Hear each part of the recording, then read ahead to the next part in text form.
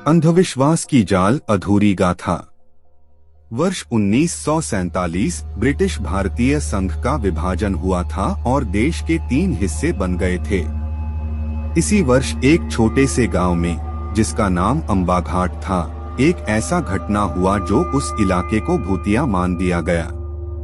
अंबाघाट का गांव एक अलग ही सुंदर तालाब के पास बसा हुआ था।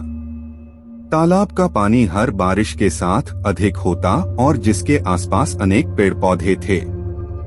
गांव के पुराने बुजुर्ग लोग मानते थे कि तालाब के पानी में एक अजीब सा जादू है और रात के समय जब तालाब का पानी चांदनी किरणों में चमकता है तो वहां भूतों की भीड़ होती है। वहां का जाना पहचाना सभी गांव वालों के बीच एक रूटीन था। परंतु उस वक्त तक गांव में ऐसा कोई भी घटना नहीं हुई जिससे लोग डर जाएं।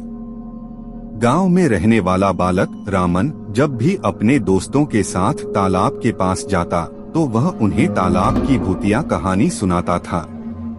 एक रात जब रामन अपने दोस्तों के साथ तालाब पर हंस तामजाक कर रहा था तो उसने अचानक तालाब के पानी में कुछ दिखा। वह देखा कि तालाब में कुछ चमकती हुई वस्तु तेजी से उसकी ओर आ रही है। उसके दोस्तों ने भी वही देखा और सबको डर लगा। वह जगह जहां तालाब का पानी आ रहा था से अचानक एक वृद्ध आदमी उठकर आया और अचानक वहां चिल्लाने लगा, यहाँ कुछ अच्छा नहीं है, यह भूतिया तालाब है। उस घटना के बाद से गांव में अफवाहें फैलने लगी। लोग कहने लगे कि तालाब में कोई भूत है जो रात को उठकर लोगों को डराता है। एक दिन रामन ने अपने पिता से पूछा कि क्या तालाब में सच में कोई भूत है। उनके पिता ने उससे हंसते हुए कहा, बेटा तुम्हारी मान तो जो है, पर सच तो यह है कि हम लोगों की बहुत सारी अनकही और अनदेखी बातें होती हैं जिसे हम भूतिया मान लेते हैं। गांव में एक बुजुर्ग महिला दादी सा, जिसे सब बड़े सम्मान से पुकारते थे, रामन के पास आई और उसे तालाब के अनेक भूतिया कहानियां सुनाई। दादी सा ने रामन को समझाया कि हर जगह भूत नहीं होता और बहुत सी बातें हमारे अंदर की डर की वजह से भूतिया नजर आती हैं। एक रात जब रामन तालाब के पास सो रहा था तो उसे वही वृद्ध आदमी फिर से दिखाई दिया। रामन ने उससे बात की और उसे पूछा कि क्या वह भूत है। उस वृद्ध ने हंसते हुए कहा, नहीं बेटा, मैं तो तुम्हारा गांव का पुराना रहने वाला हूँ। तुम्हें सच्चाई जानने की तमन्ना है तो मैं तुम्हें दिखा सकता हूँ कि यह कैसे एक भ्रांति बन गया है।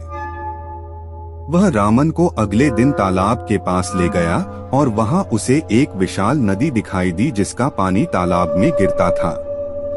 जब वह नदी में जाकर पानी में हाथ डाला तो उसने एक खिलौना देखा जो तालाब के नीचे था। वह खिलौना ही वह चमकती हुई वस्तु थी जो रामन ने पहले देखी थी। वृद्ध ने बताया कि जब बच्चों को डराने के लिए वहां लोगों ने भूतिया कहानियां फैलाई तो उसी तालाब के पास छिपे खिलौने को भूत मान लिया गया। इस घटना से रामन को यह समझ में आया कि अंधविश्वास की वजह से लोग अजीबोगरीब बातें मान लेते हैं। उसने अपने दोस्तों को बताया कि गांव में भूतिया तालाब की बजाय अब वह वास्तविकता समझ गए और अंधविश्वासों को चुनौती दी। इस कहानी से हमें यह सीखने को मिलता है कि अंधविश्वास हमें असलियत की ओर नहीं ले जाता बल्कि हमें असलियत से दूरी बनाता है। रामन की इस अनुभव से हमें यह संदेश मिलता है कि हमें अंधविश्वासों को नकारना और असली जीवन को समझने की कोशिश करनी चाहिए। अंधविश्वास